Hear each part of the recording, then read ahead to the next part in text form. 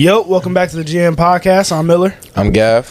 And today we're going to be talking about a couple of things, but we're going to start with the NBA 2K ratings that just came out. And Let's do it. I just want to ask, what are your biggest gripes about this list?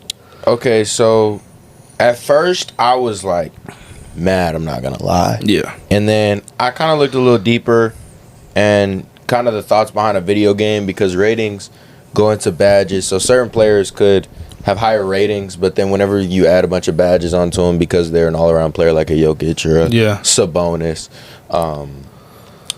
But my biggest thing was,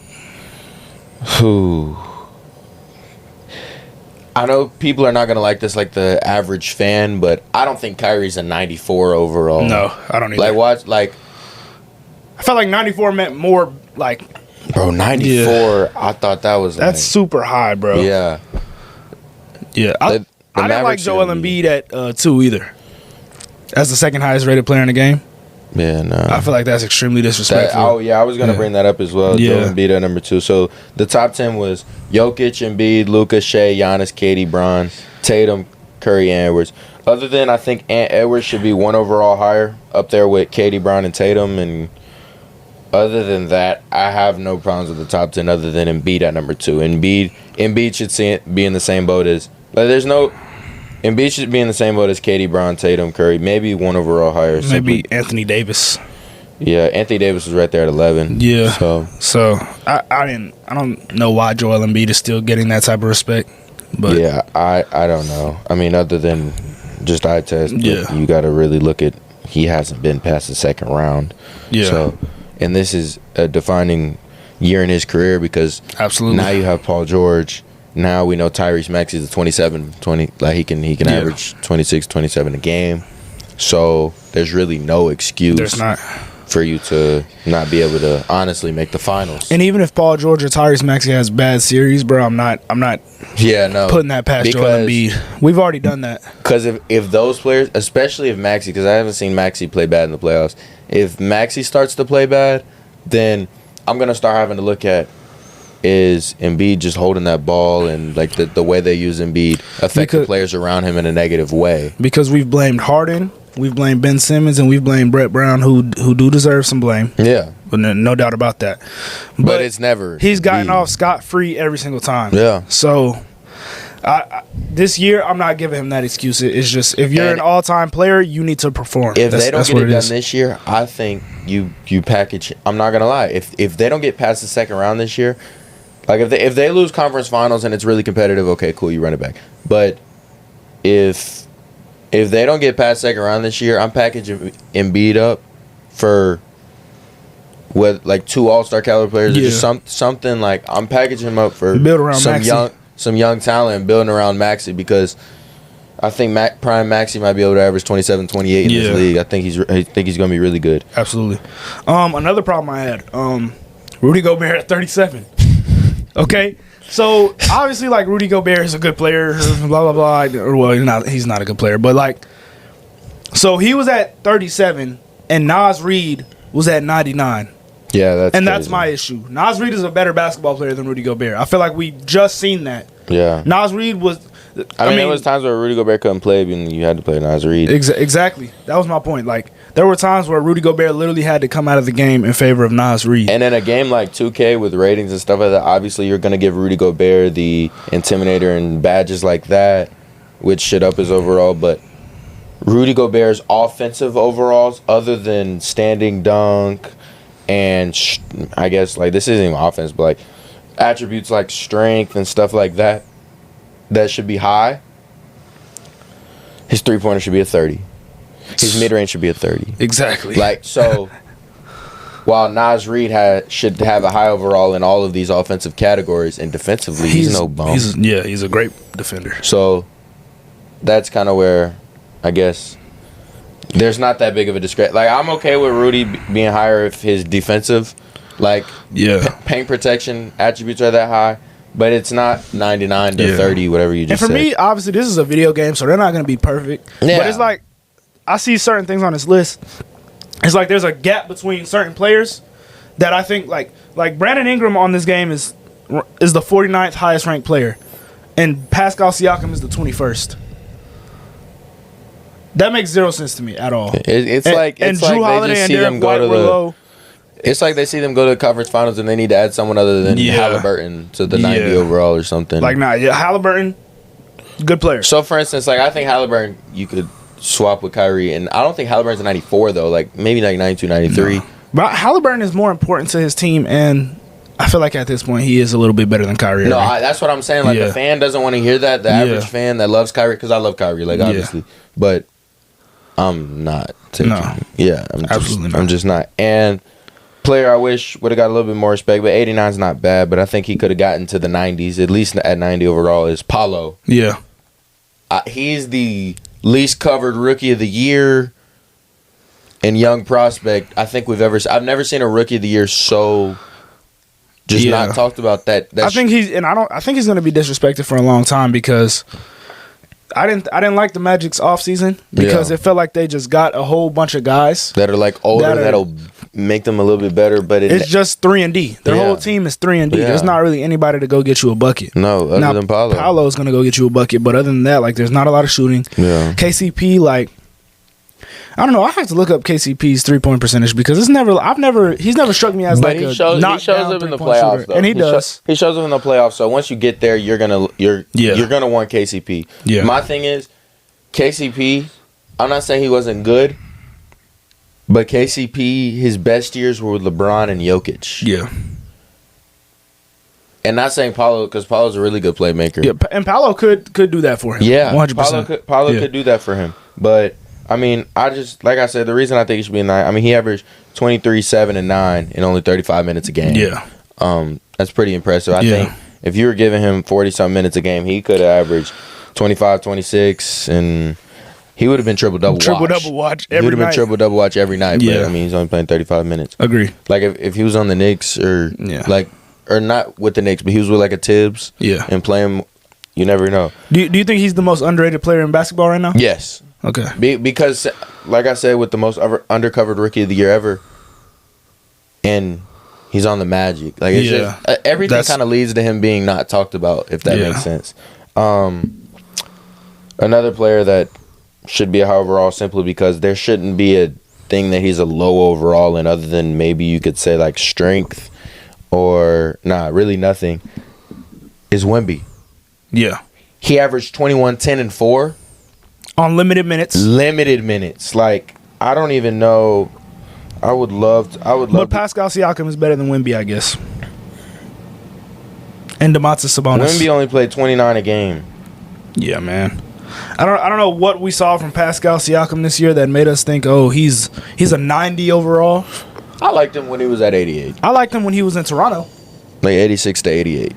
I liked him when he was there. Yeah, I'd say 86. Yeah. Because then I see guys like Tyrese Maxey, Paul George under him, Paolo, like you said. Yeah, like Tyrese Maxey. Bam Adebayo is the 33rd best player in basketball apparently, and he's literally a player that has zero weaknesses in his game. Yeah. So I don't know. It does kind of make me because obviously these aren't player rankings, but I do wonder like how are these players being ranked? Because like I said, Pascal Siakam can't shoot free throws.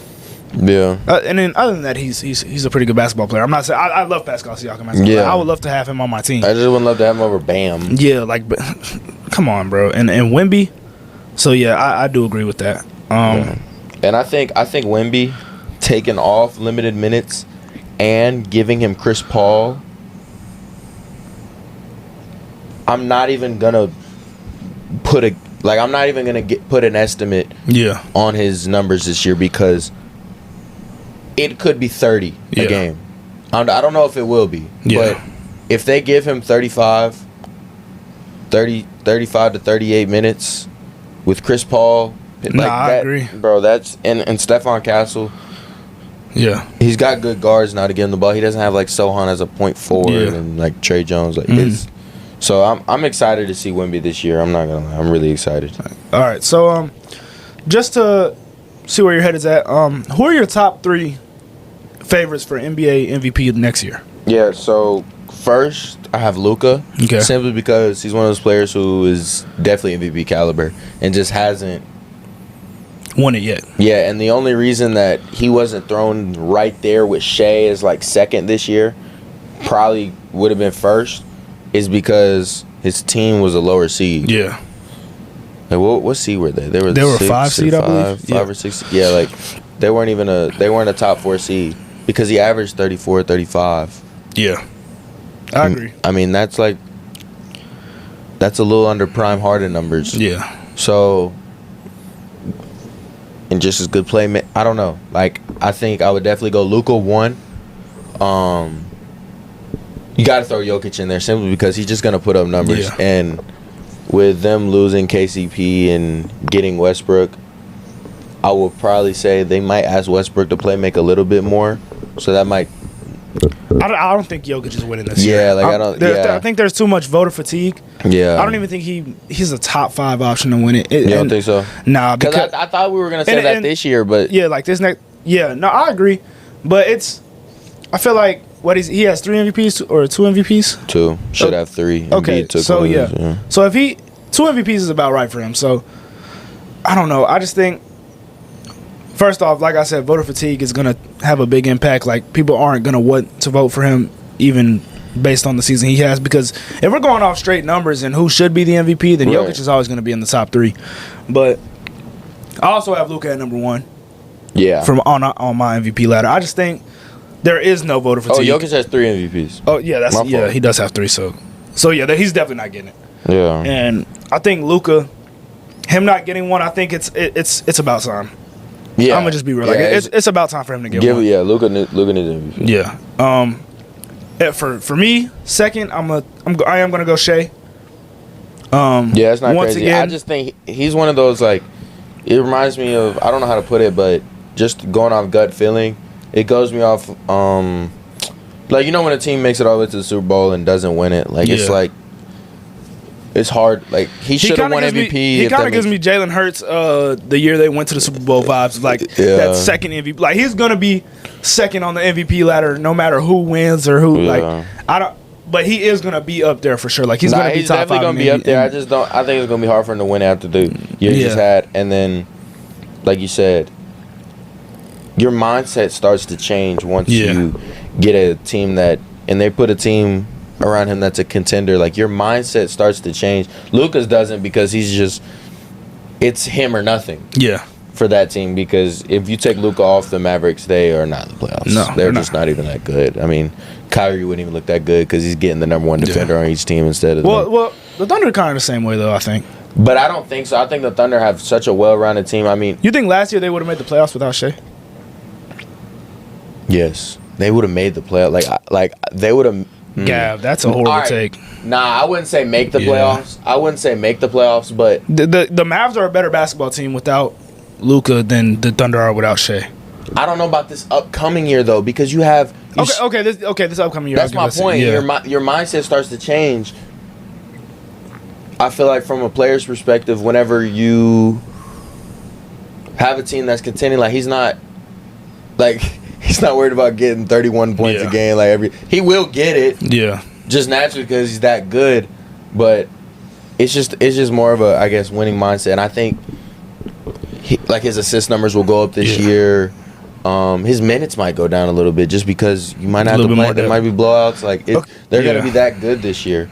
And what's the name's going to take a step? Shea's not going to take that big of a step. Like we kind of seen what he is for like his career. He's not going to. So wait, so you think Luka's going to take a big step?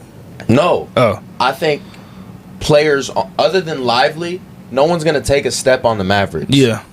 And Klay Thompson will be better, I feel like. I see what you're saying. Yeah. But he's a shooter. Like Luka, that's just perfect for Luka. That's just going to get Luka's assist numbers up.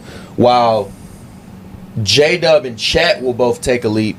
And they'll want the ball in their hands a little bit more. And that'll be good to make y'all more of a well-rounded team. That's going to be perfect. Yeah, it's going to make y'all more of a well-rounded team. Yeah. So I think Shea could average, instead of 31, he might average 28. Yeah. But Chet and J-Dub average 3 more points per game on there. You know what I'm saying? Yeah. If that makes sense. While I don't see, other than Lively and Klay Thompson, I don't see anyone getting better on the Mavericks. But Lively and Klay Thompson both don't need the ball in their hands to be effective. They just, the moment it swung to him, it's a dunk, or the moment it swung to him, it's a catch, shoot 3. Yeah. It's not like Chet where you want him to, get mid post, or J-Dub where you want him to be like point guard, point forward playmaking. So that's where I see the difference. And then third, give me a hot take right here. I don't want. I'm not gonna lie. I got Ant. Okay. Like Okay. That's fine. I think yeah. Ant just. It's like he just keeps taking a step. I do respect that from him. Yeah, I'm probably gonna go Ant because we weren't talking about Ant that much until playoffs. Yeah. Like regular season, we were talking about him like the dunk over John Collins and stuff. But it got to another level in the playoffs when he beat KD, it was like and swept him. It was like okay, he's like, and that's the thing. They would have to get the number 1 seed for him to win MVP for me because it's like his rebounds and assist numbers aren't off the charts as some of these other guys. Yeah. Like Shea's rebounds and his steals as well are always like top of the league. Yeah. Luka is always statistically at the top of the league, and I feel like maybe past 10 years that has been held to a higher standard as far as stats go. But I think third on my ladder is going to be Kevin Durant. That's not crazy. I think Kevin Durant is in a position to where this is the year. This is his make or break year too. As just like we were talking about with Joel Embiid. Yeah. Kevin Durant is in a position where he has never won a ring where it's been like, oh, he really had to go through these guys. You think they can win a ring? These guys. I'm not saying first off, no, I don't think they can win a ring. But it is Kevin Durant that we're talking about here.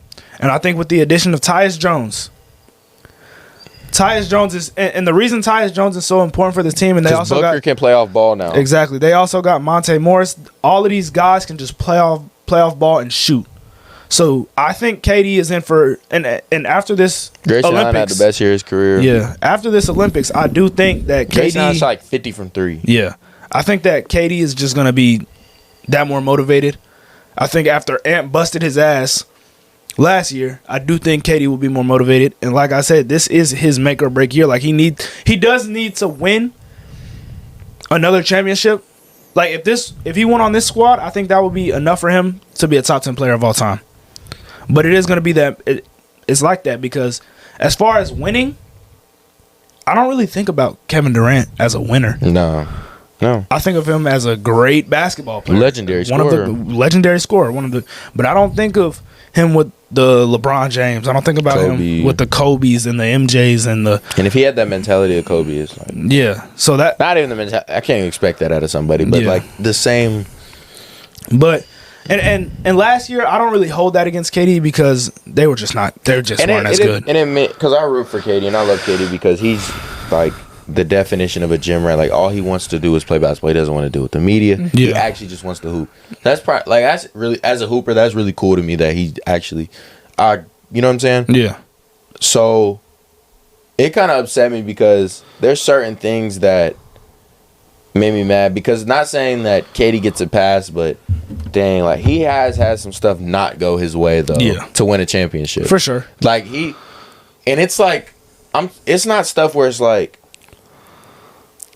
what if? Like, no, it's like if they didn't get hurt, it's like it might be a sweep. Like for instance, with Harden and Kyrie, like the Nets team, right, fully healthy. It's not even. But even with that though, that's a team that should have won. You see what I'm saying? Yeah, and then it's like the toe on. It's like dang it. Like I just wanted him to. But like as a fan, I'm just dang it. Like that sucks for him. But if he won that, it wouldn't have moved me either. Though you see what I'm saying? I get what you're saying, but you don't think it would have moved you if. Like, let's say that 3-pointer he hit. You're right. Like, I know. I see what you. It would have been more impactful. Let's say he would have won without Kyrie. Yeah, but my thing is, I feel like the Thunder series, and a lot of these players have blemishes, like LeBron and the Mavericks, but that Thunder series against Golden State should always be held against him. Yeah, because I watched that series. I'm a Thunder fan, and Westbrook didn't come to play either. Yeah, I was about to say it's on both of them. It was the both of them that didn't come to play. It was not just Westbrook, and I see a lot of people that blame Westbrook for that series. Kevin Durant did not come to play. And I think Kevin Durant, Westbrook, I think people just do that Westbrook because point guard. Yeah, exactly. And Kevin Durant, if you're the best player in the league, like people were saying kind of back then, and you're supposed to be competing with LeBron, you don't lose 3 straight to close out a team. No, you just don't. You just don't. And I think that's the problem with Kevin Durant. Westbrook was asked to do the most. Like Westbrook was asked to be like everything, and KD was just asked to be the bucket. So, I guess from that perspective, they're just kind of like, you know, Westbrook has the responsibilities of doing all the little things, and KD goes and gets buckets. So if KD's getting buckets, then it's not on him. Yeah, but that's just not the case. It's not. because KD is in a situation or his whole basketball career, he's not as impactful off ball. No. Or, I mean, within the game, like without scoring. He's No. just not as impactful as other superstars. But let's get into speed questions with Gav. Let's do it. And, All right, so going back to the video game conversation, kind of like we did with Madden, who's your most dominant or best player in 2K you've ever like played with in the game? ooh, that's a good one. I'm not even gonna throw all time players because I remember I used to love playing with like Kobe on Blacktop, like the 90 or the 2000 Kobe. Bro, I think with, like all Froby.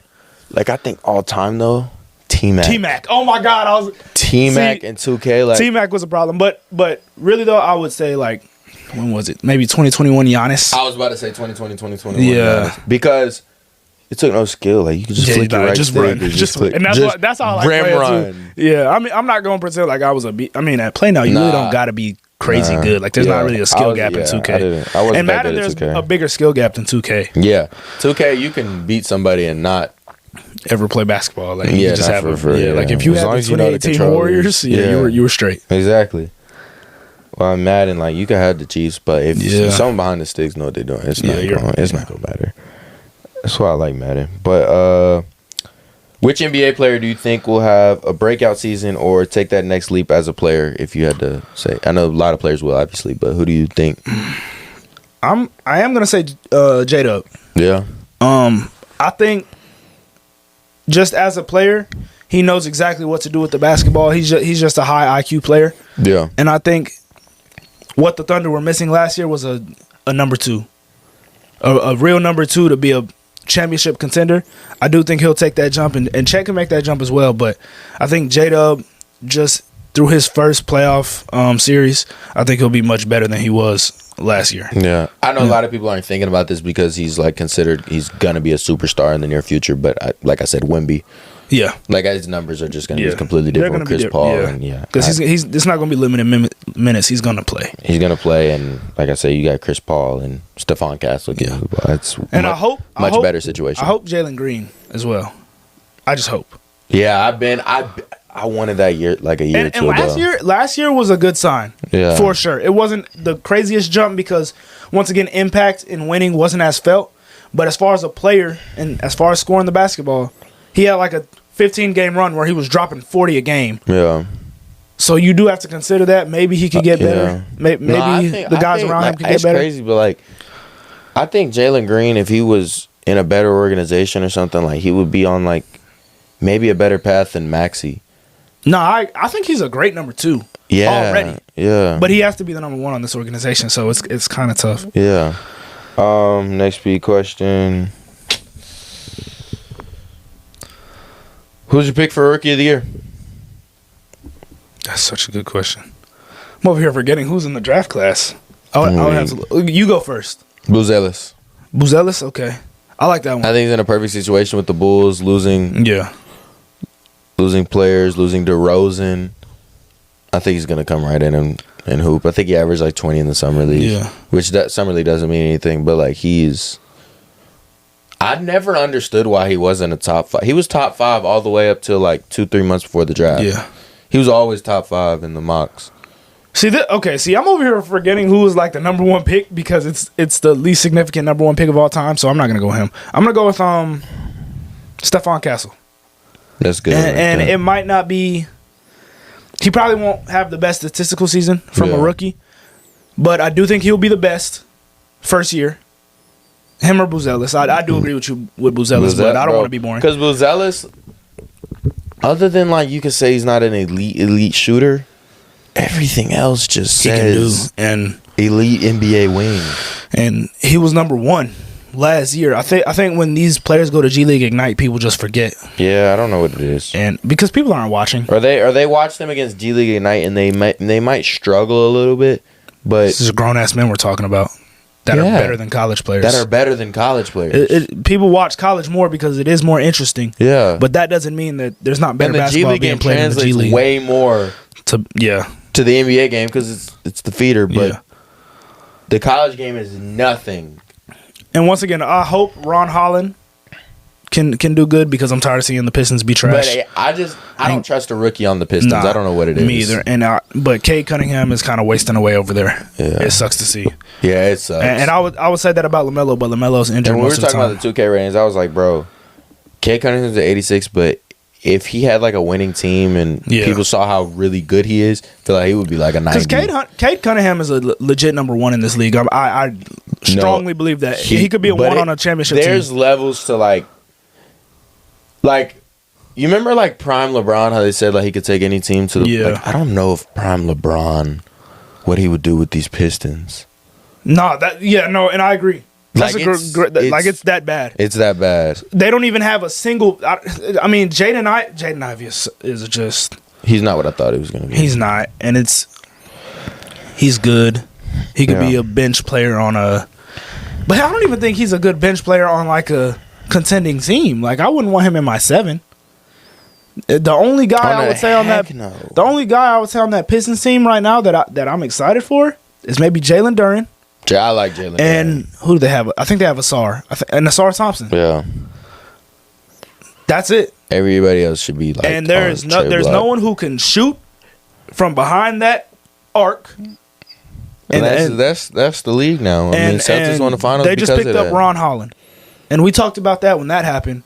How we didn't like the fit there. Yeah, at all. Because you already got a whole bunch of those guys, but the Pistons will Piston, just like the Hornets will Hornet.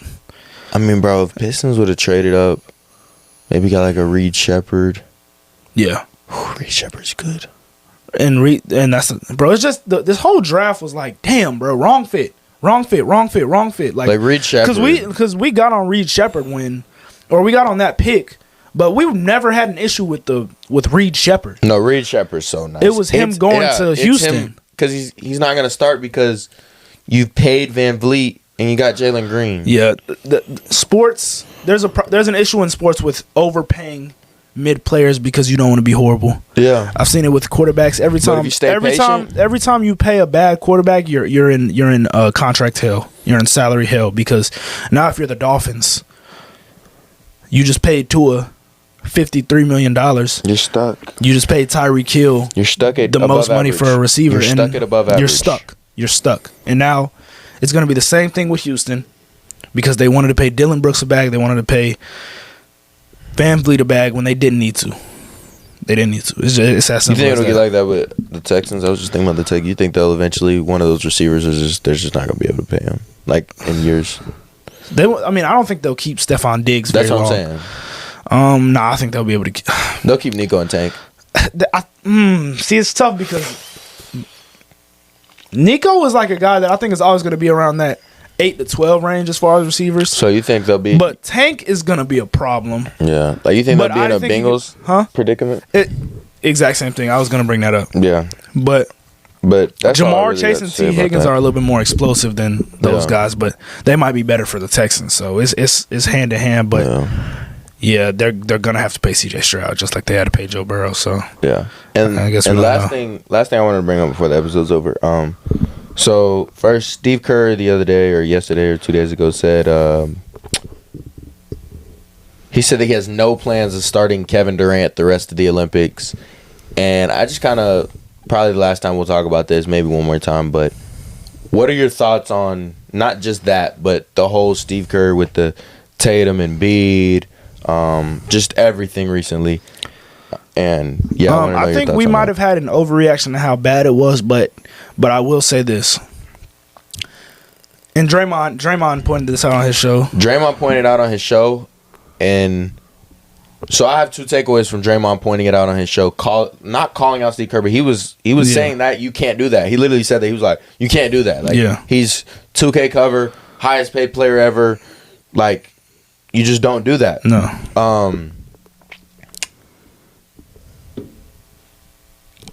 That says 2 things to me. One, like you don't do that, Draymond. No. Like that's my takeaway. Like Draymond. Some things don't need to be said. Some things don't need to be said. He takes being real a little bit too seriously. Like even though you're real, you are. We all respect you. We respect you for saying, and we know you're real. So you don't have to go at your coach. Yeah. Because even though we know you're right, that's not the issue. Yeah. No. He's not. That's the problem. That was my 2 takeaways. One, Draymond, you don't do that. But second of all, him saying that just shows like how messed up it was. How messed up the situation was. I just think it goes back to what I said. Bro, there's no way. Like, what did Kevin Durant have to do to start? Okay. But listen, but it doesn't matter. Once again. But that's the thing. He's getting starter minutes. The Tatum thing was the only thing I had issue with, though. I felt like not playing Tatum was the most disrespectful thing that's happened this entire Olympics. But I don't think Embiid not playing. I felt like you needed to not play Embiid.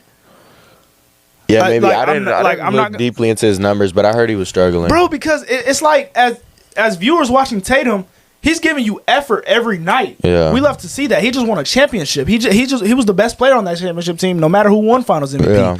So for him to sit was disrespectful. For Embiid to go out for Team USA and BS for 40 minutes, not try, get his ass busted by Jokic. Foul out. Wouldn't it have been cool to just be like, oh, Joel Embiid, but you remember that one time Joel Embiid busted Jokic's ass in the Olympics? And like there's no reason he couldn't because he's that good, and on top of that, Embiid has help. Yes. So Embiid sit down. We can't have an issue with that. But my thing about it's the whole thing, and like obviously, I do not think Steve Kerr has anything to do with Jaylen Brown. Yeah. I think that's like higher up. Nah. Yeah, but not just Steve Kerr, but the USA organization can make these bold or whatever you want to call them decisions or disrespect certain players because they're still gonna win gold. And that's the thing. And it sucks because but if Steve Kerr was in a position where these other countries were just as good as us. Yeah. Like just as much talent, just as much everything. Then he would be held accountable, and we would see that he's not the. I don't think he would be. Like I think it would be Spo or like would be a better. But the thing about it is, I feel like starting lineups aren't even important. I don't think. I don't even think Kevin Durant cares. Kevin Durant doesn't care, but like I'm not gonna lie, like should he start? I think he should. Like, because one thing I did like. So Tatum shouldn't start? No, because but Tatum should play starter minutes. But here's the thing. But they do, though. They all do. Well, Tatum doesn't. Well, he has been. He has been. I mean, he had DMP, but you're right. Yeah, but after that, he's been playing starter minutes. And that's my point. I don't think KD not play. Because the only people he really has to play in that starting lineup is LeBron and Steph. Yeah. So, as long as he's giving guys like KD and Tatum starter minutes, I have no problem with him not starting KD. But just, I wouldn't, like, I don't know why you would say that to the media, though. Like, I have no plans of starting him. And then he says if he was here from day one, he would be starting. See, that I can have you get what I'm saying? Like, but him just saying that, I'd have no problem with that. But it's the fact that he said if he had been there from day one, as if there was an issue with KD this Olympics. No, you don't throw KD under the bus after what he just did. Yeah, no, but I will say him not starting, I have no issue with. Yeah, if he's getting starter minutes. Yeah, and he does. And I think personally, the best lineups were when they started the older guys, the KD, Bron, Curry. Yeah. Even like if you go like AD or whatever, and then when you bring that second unit in with Ant, Tatum, and Bam, and like even Halliburton or whatever, Drew Holiday, whatever you want to do. Yeah. I like that better. I think because honestly, the games are not blowouts at first, and we're losing at the beginning of the games, and then we bring in that second unit with Ant and Tatum. Yeah. I have a question. Do you think, and this is just to end the video, do you think like guys like Jaylen Brown, Kyrie Irving, Jalen Brunson, maybe who's another big, maybe even Naz Reid, do you think they would have a problem with playing on the national 3-on-3 team? I don't know. I was wondering that. Would they take that as a slight? Maybe. They probably would. And my thing, and I asked you the other day, bro, why not throw like Cooper Flagg and AJ DeBanza, or like just throw these young guys?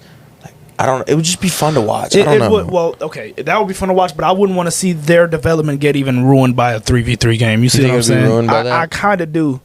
I feel like that stage. What are the rules? Like, I know what's a shot. Like, dude, it's a weird ass game because it's not like you check up. It's like you take it out.